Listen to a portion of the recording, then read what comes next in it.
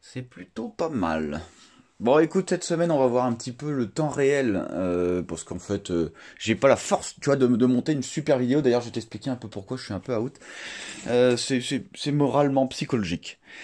Donc, ça, on avait déjà vu. Collecteur d'admission sur mesure, les turbos avec le revêtement céramique. D'ailleurs, en parlant de ça, côté échappement, revêtement céramique couleur bronze, comme on peut le voir partout ici. Tac, tac. Donc, collecteur complet, la ligne complète et jusqu'à l'échappement. Donc ça, couleur céramique. Et en fait, tout ce qui va être aluminium, donc admission, ça va être céramique, mais bleu comme ça. Aqua bleu. Et je trouve que ça va être vraiment pas mal. Comme ça fera un petit contraste. Tu vois, à l'arrière, quoi. Je trouve que ça va être sympa. J'espère, en tout cas. Donc, la coque, l'escargot complet comme ça, l'autre escargot complet et tous les tuyaux aluminium. Moi, je trouve que ce sera super chouette. Je sais pas ce que t'en penses. Peut-être même le réservoir complet. Tu vois, s'il me reste de la matière, ça pourrait être pas mal du tout. Donc la BMW, j'ai pas trop repris depuis. Ah oui, ça c'est vrai qu'il reste aussi cette partie-là en aluminium avec l'outflow valve, enfin ce que tu veux, si tu veux.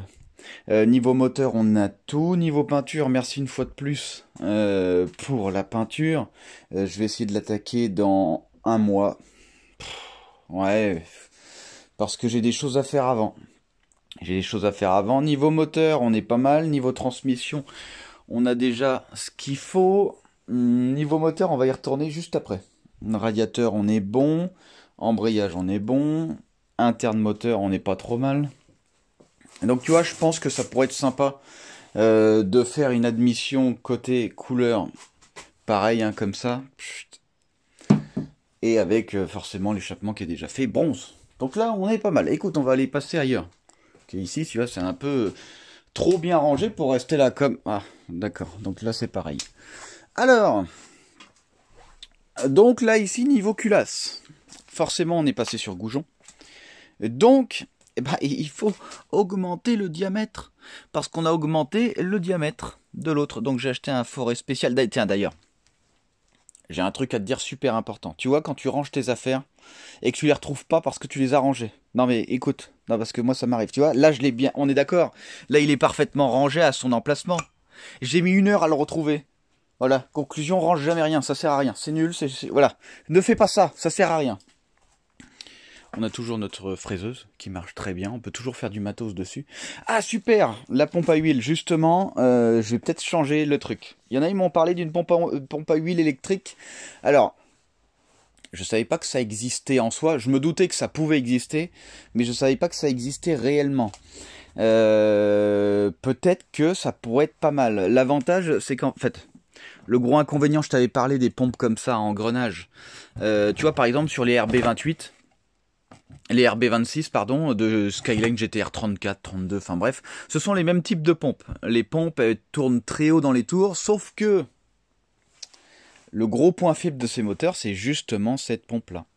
Il y en a, ils m'ont parlé aussi du S65 V8 BMW, où il y avait ce type de pompe, ça monte à 8500 tours, si je me trompe pas, enfin si le gars se trompe pas, parce que je l'ai vu en commentaire. J'espère que tu te trompes pas mon gars, parce que là je me fie sur toi quand même, j'ai pas été vérifier l'information.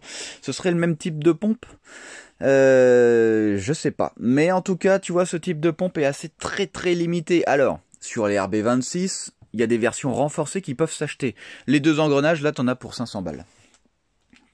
Ben oui, parce que forcément, voilà, c'est vrai, ça vaut vraiment ça, si tu veux 2 petites pièces en acier de merde. Mais évidemment que ça vaut 500 balles. Non, mais, s'il te plaît. Donc, au final, t'as un double engrenage. T'as un engrenage interne et un engrenage externe. Et en fait, c'est assez lourd. Avec la pression, avec l'huile, vu que c'est incompressible, il y a beaucoup de contraintes. Plus tu montes haut dans les tours, plus ça va circuler vite. Plus ça circule vite, plus on a de contraintes. Ici, on doit avoir le régulateur, on a un ressort taré. Tu vois, et oui, parce que si on passe sur pompe à huile électrique, il va forcément falloir un régulateur de pression externe aussi. C'est une possibilité, pour l'instant rien n'est sûr, mais ça pourrait être sympa. On aurait une pompe à eau électrique, comme tu vois ici, et on aurait une pompe à huile électrique. Le problème, c'est que la pompe à huile électrique, t'as un diagramme, et en fonction du voltage, t'as un débit. Tu vois ? Le problème, c'est que si jamais ton voltage est trop bas parce que ton alternateur, admettons, il marche pas, ton débit va en pâtir. Et il faut connaître absolument le débit de la pompe d'origine pour savoir combien il nous faut en débit. Et sinon, après, il faut mettre à la carto une sécurité, on va dire, de tension. Donc, s'il y a une tension qui est plus basse que temps, coupure moteur. S'il y a une pression d'huile en plus de ça qui est plus basse que temps, coupure moteur. Tu comprends pas l'idée? À un moment donné, il faut se mettre en sécurité à tous les endroits. Donc, qu'est-ce que je voulais dire? Pompe à huile électrique, ça pourrait être intéressant. Par contre, la pompe à huile électrique, il faut absolument la brancher directement sur l'interrupteur voiture. Parce que si tu fais un interrupteur à part et que tu démarres ton moteur et que tu oublies d'allumer ta pompe à huile, zob et rozob, tout est foutu. Tu vois, donc il faut faire un truc quand même assez intelligent. Il faut un système de relais sécurité aussi. Enfin, il faut faire un truc sympa, quoi. Il faut être sûr qu'il n'y ait pas de soucis. Ce serait dommage de jeter un moteur par la fenêtre. Et là, après, ce qu'il va falloir faire, c'est créer cet endroit-là là, qui aille directement à la pompe. Et cet endroit-là qui va direct au moteur, il va falloir souder un emplacement pour que derrière, on puisse directement le recevoir sur le moteur. Et en fait, toute cette partie-là, on l'élimine. Alors, on va quand même mettre le cache complet. Pourquoi ça? Parce que déjà, ici, on a... j'ai l'impression que c'est pour savoir, tu sais, les dentures Villebroquin. Pour savoir où est ton point mort et tout, pour ta gestion. Et on dirait qu'il y a un galet tendeur. Donc, il va falloir quand même la mettre. Mais par contre, on peut la mettre vide. C'est-à-dire qu'on peut la mettre sans les engrenages. Mais il faut absolument... Et en plus, il y a le tendeur. Il y a le tendeur de... Comment on appelle ça? Pour la courroie. Donc, quoi qu'il arrive, on sera obligé de la mettre, mais on peut enlever les engrenages. Donc, à voir. À voir. La pompe à eau. Évidemment, tu vois, comme je te l'ai dit, on a enlevé les engrenages. Parce qu'on est en pompe à eau électrique. Il faut que je finisse cette partie-là. Et puis après, on sera pas trop mal. Ouais, tu vois, ça, machin. Alors, ce qui s'est passé entre-temps, c'est que mon putain de tic s'est foutu de ma gueule, ce gros salopard. Et en fait, ce qui se passe, c'est que t'as une électrovanne qui te permet d'envoyer le gaz. Et cette électrovanne, elle s'ouvrait par intermittence. Du coup, tu peux plus rien souder avec ça. C'est dommage, il était sympathique. Alors, quand j'ai changé de poste, parce que j'ai changé de poste, et ben en fait, c'était complètement différent. La façon de travailler. Et c'était chiant. Alors, ce poste, il me l'a été conseillé par anciennement soudeur 2.0. Maintenant, c'est... le truc des soudeurs, je me rappelle plus. Mince. Je te le mettrai, puis je te mettrai le lien en description. Franchement, si tu veux apprendre à souder, tu vas voir eux. Je l'ai eu au téléphone, et puis il m'a conseillé ce poste. C'est un poste qui conseille Ntrix 200. Franchement, c'est le top. Alors, le problème, c'est que il faut que je m'y refasse, quoi. Donc, j'ai fait des essais, tu vois, pour voir un petit peu les réglages. Et avec l'autre que j'avais avant, les réglages n'ont rien à voir. Rien. L'autre là, c'est un soudeur chinois. Et ça n'a rien à voir. Donc j'ai dû faire plein d'essais pour comprendre un peu le truc. Parce que tout est différent et il y a plus de réglages sur celui-là, tu vois. On voit un peu. Tiens d'ailleurs. Hop. Toi tu vas nous faire un peu de place. On parlera de toi après. J'ai dû faire un réservoir complet sur mesure pour le projet que je vais te parler après. Et en fait, un longeron qui passe derrière. Hop. Et comme ça, on a un très beau réservoir. Non, c'est sympathique. Sympathique. Ici, j'ai dû mettre une platine pour pouvoir avoir des inserts taraudés pour le niveau. Tu vois, le niveau de carburant. Oh, c'est un truc sympathique aussi. Alors, le projet en ce moment que je fais, qui m'appartient pas. Donc là, je monte ça pour quelqu'un. Donc, on a quoi? On a une géométrie complète sur mesure, obligatoire. On a installation du moteur avec cylinder block, parce qu'on n'a pas le choix. Oui, d'origine, il n'y avait rien. Donc, il fallait tout faire. En fait, c'est un kit. C'est un... Voilà. Tu vois, là, on a fait aussi des maintiens. Bon, il y a de la rouille, mais en fait, il faut juste frotter. Après, la rouille, elle disparaît. C'est un kit car, on va dire ça comme ça. C'est une voiture en kit.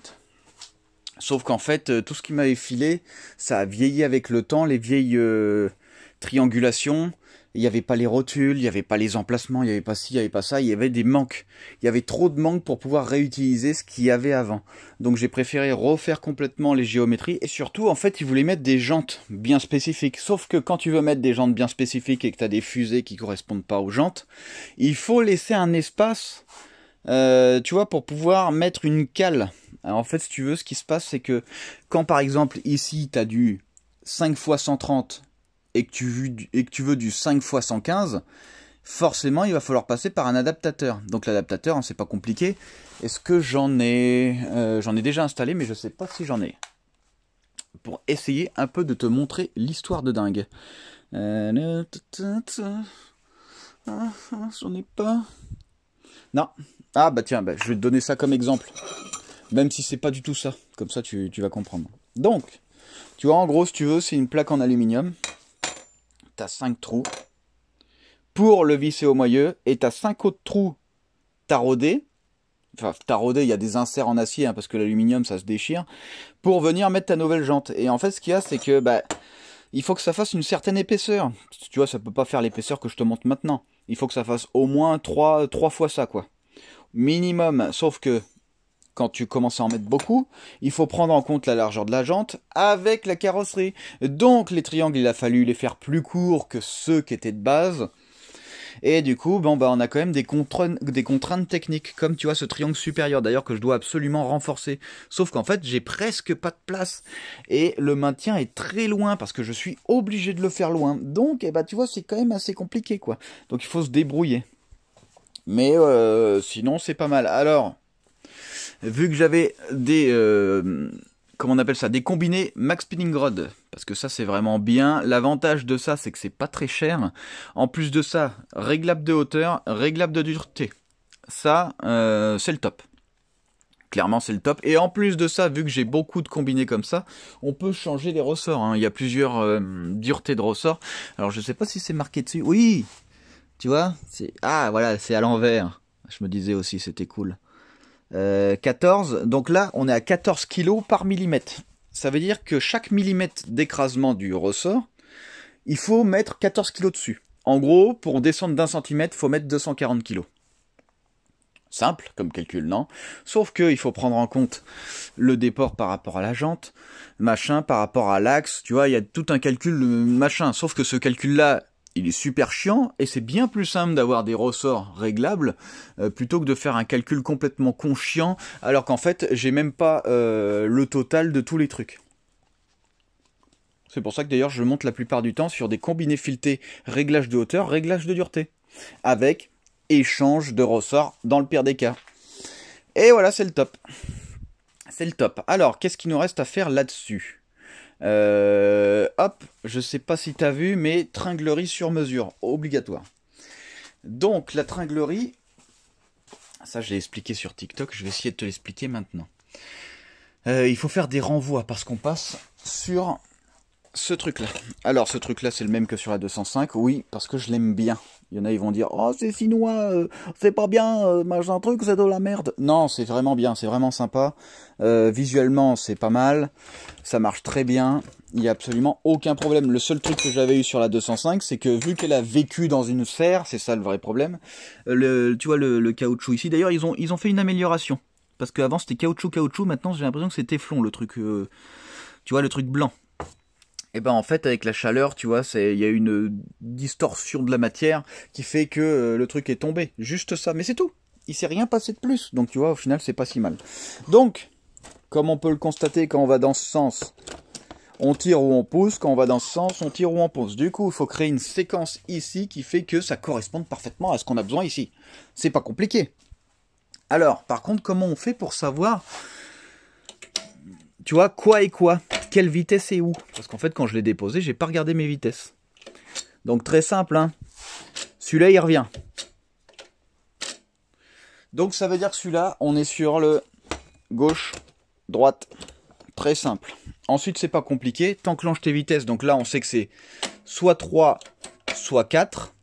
Tu vois, les deux là, hein, on sait pas trop. Ensuite, qu'on se met ici, plus montée descente, c'est soit la 1, la 2, soit la 5, la marche arrière, ou la 5, la 6, tout dépend de la boîte. Et quand on se met dans l'autre sens, ça peut être aussi pareil. Donc là déjà, tu vois, on remarque un truc, c'est qu'en fait, il n'y a que 3 positions. 1, 2, 3. Ça veut dire quoi? Ça veut dire que la 5 est forcément en face de la marche arrière. C'est obligatoire. C'est logique, c'est obligatoire. S'il y avait eu un emplacement de plus, eh ben la marche arrière aurait été soit devant la 1, soit derrière la 6. Ça dépend en fait des véhicules. Mais en gros, voilà, c'est comme ça que moi je fais pour un peu me repérer. Et après, c'est pas compliqué, la marche arrière, elle a un bruit différent. Est-ce que je vais pouvoir te poser? Je vais te poser pour te faire écouter le bruit magnifique de la marche arrière. T'entends ce bruit? Ça, c'est la marche arrière. Ça, c'est la 5. Ça, c'est la 5. Non, excuse-moi, je suis mal pris. Ça, c'est la marche arrière. Donc, forcément, si ma marche arrière est là, et que ma 5, elle est là, ma 3 est là, ma 4 est là, ma 1 est là, et ma 2, elle est là. Et voilà, tout est fini. Maintenant, tu connais ta séquence. Une fois que tu connais ta séquence, il faut juste la synchroniser avec le levier de vitesse. C'est pas compliqué. C'est pas compliqué. C'est très simple. Alors, qu'est-ce qu'on a d'autre à faire dessus? On en parlera une autre fois. Mais il y a le kit turbo à installer. Alors, c'est con parce que j'ai travaillé comme un taré sur ce truc-là. Je dois avoir peut-être une trentaine d'heures de travail. Et encore, t'as pas vu, il y a la géométrie avant qui est là-bas. D'ailleurs, j'ai dû reprendre plein de fois parce que avec la fatigue, j'ai fait des conneries, malheureusement. Je t'expliquerai. C'est pas très compliqué, pas des trucs trop graves. Mais c'est vrai que là, tu vois, en ce moment, en fait, quand je dis que j'ai besoin de repos, je me rends compte que c'est pas de pas travailler que j'ai besoin. J'ai besoin de pas filmer. Ça me fatigue. Et de faire les montages vidéo, ça me fatigue vraiment. Donc au final, tu vois, en attendant, ben, j'ai un nouveau... C'est comme si j'avais un nouveau projet complet, entier. Tu vois, qui est passé avant celle-là. Ça me fait un peu de bien. Ça me fait un peu de bien parce que ça me change. D'ailleurs, il y aura une installation kit turbo. Peut-être que je filmerai ça parce qu'au final, c'est pas trop mal. Il y a aussi conversion embrayage hydraulique. Donc si tu veux voir ça, pourquoi pas. D'ailleurs, cette conversion-là aurait été sympa d'être filmée parce que là, il y avait vraiment des trucs cool. J'ai directement soudé, bon, c'est pas terminé, mais j'ai directement soudé sur la boîte parce que j'avais pas envie de faire un truc tout chiant, tout machin. J'ai mis un ressort ici pour bien écraser et mettre de la tension pour éviter le plus de jeu, etc. J'ai retravaillé ici. Tu vois, c'est tigué. Ah, je sais pas si tu vois. Tac, tu vois, c'est tigué parce que c'était pas dans le bon sens, pas dans le sens qui me plaisait, double rotule. Enfin, franchement, c'est vraiment sympa, c'est un projet plutôt sympathique. Donc, est-ce que je filmerai la suite? Est-ce que tu veux que je filme? Je commence à retrouver la forme. Non, oui, un petit peu, donc ça va. Je vais te montrer un peu l'avant de ce que j'ai fait. En fait, j'ai pas rien fait, hein. Même si je fais rien sur les projets en ce moment. Et puis après, on parlera de la 205 et on retournera sur le moteur. La 205, tu vas comprendre pourquoi je suis épuisé. Donc je vais te montrer un peu l'avant de celle-là. Et voilà, donc on a une création complète berceau avant. Avec géométrie complète. Tlac. Tlac. Là je vais faire installation des amortisseurs sur le dessus. Là tu vois le réservoir, c'était ça. Le réservoir il allait dedans. C'est pour ça là le trou du longeron. Et ici en fait c'est directement la partie arrière qui est de l'autre côté.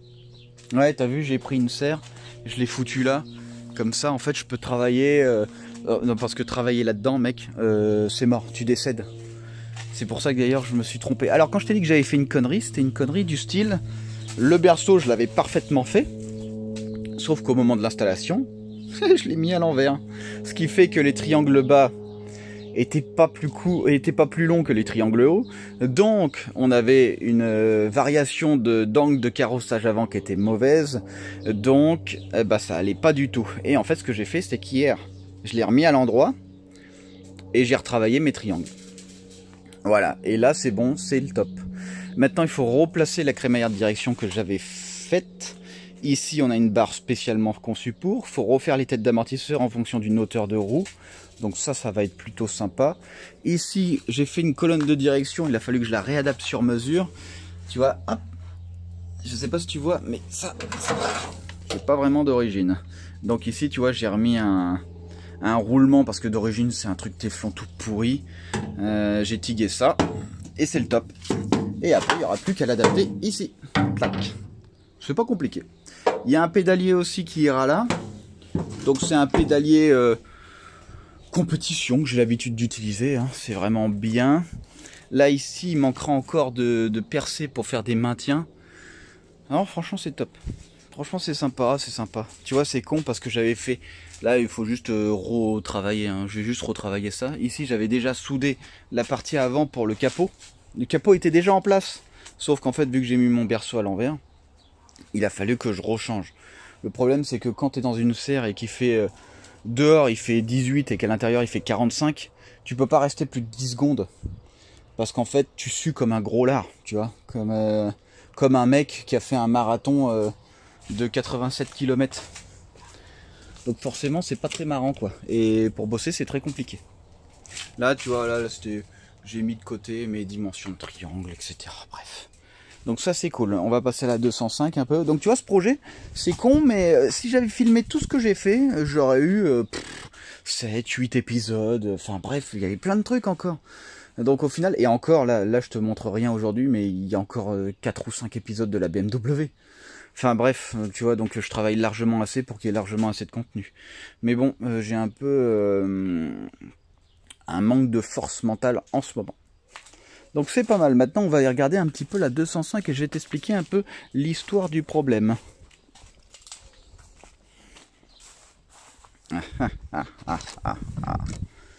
Waouh. Ouais, tu vois, je rentre dedans, j'ai déjà envie de décéder. Alors, la 205. Qu'est-ce qui se passe? Eh ben en fait, elle en soi, rien. Donc hein, comme je t'avais dit, kit installation protoxyde d'azote. J'ai pas terminé l'installation parce qu'au final, en fait, alors je devais faire un passage au banc. Ça a été annulé une première fois parce qu'en fait le gars il avait prêté son matos. Je devais faire le passage au banc le 25, ça a été réannulé parce qu'en fait le gars il avait oublié, mais il avait un événement drift. Donc là, ça veut dire que j'ai toujours pas le passage au banc. Quand je parle de passage au banc, c'est réglage cartographique. J'ai toujours pas le passage au banc, sauf que je me suis inscrit pour le Mosquitos Muchachos.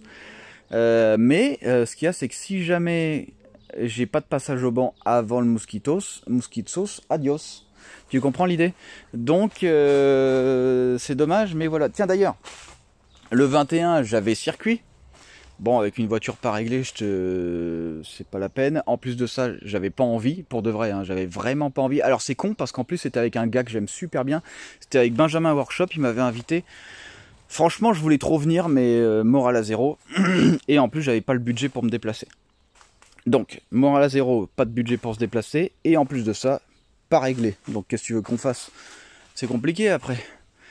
Donc, écoute, c'est pas mal à voir pour la suite. Alors, soit il y a le Mosquitos Muchachos, soit il n'y a rien du tout. Une fois que la voiture aura roulé, aura fait les essais, aura fait machin, il faudra que je dépose le moteur pour le filer à coupable. En gros, lui, il me laisse la voiture entière et il récupère le moteur complet. Donc une fois que ça a roulé, une fois que c'est bien programmé, une fois que c'est machin, une fois que c'est ci, on dépose le moteur et puis lui, il le récupère et puis on verra si j'ai la force de faire autre chose de cette voiture. Mais j'aimerais bien partir sur un nouveau design, au moins pour l'arrière, ça c'est sûr. Niveau moteur, il y a un truc qui m'intéresse vraiment bien si ça avait été mon projet depuis le début. Je pense que j'aurais mis un V8 Atmo Audi, un peu comme du coup la GT40 de Benjamin. C'est vrai que c'est pas mal, en centrale arrière. Ça m'aurait plu. Un design un peu plus futuriste, je pense. Un peu plus autre chose. Peut-être retravailler la géométrie avant. Mais ça, encore une fois, j'en sais rien. Tu sais, moi je te dis ça, mais je sais pas. Mais bon, c'est pas mal. Écoute, la 205, du coup, je sais pas. J'ai investi dedans, ça m'a fatigué. Pour les jantes, pour les pneus, putain, ça m'a tué. Donc ça me ferait chier quand même qu'on ne sache pas combien elle fasse. Non, il faut qu'on le fasse. Donc passage au banc, je croise les doigts pour que ce soit avant le Mosquito. Parce que j'aimerais bien aller au Mosquito vu que je suis déjà inscrit. Donc là, malheureusement, les cartes ne sont pas entre mes mains. Donc ce qu'il faut que je fasse absolument pour plus perdre ce type d'événement, c'est que je me trouve une dépanneuse. J'ai pas le choix parce que sinon c'est mort, hein. Je pourrais faire que rater des événements. Je peux pas compter que sur les autres, c'est normal, hein. Ils ont leur propre temps. Je sais pas pourquoi on va là, on va nulle part là.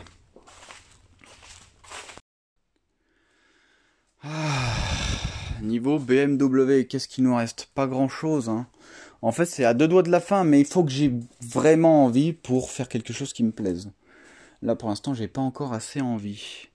Donc, on va voir. Mais en tout cas, le principal est là. Donc ça, c'est cool. On a la peinture grâce à un abonné qui nous avait donné la peinture. On en avait déjà vu, on avait déjà parlé ensemble.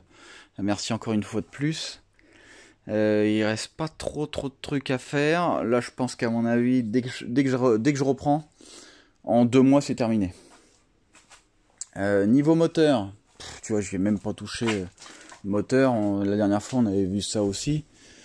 Hop, j'avais déjà installé les goujons. J'arrive même pas à l'enlever tellement que j'ai de la force.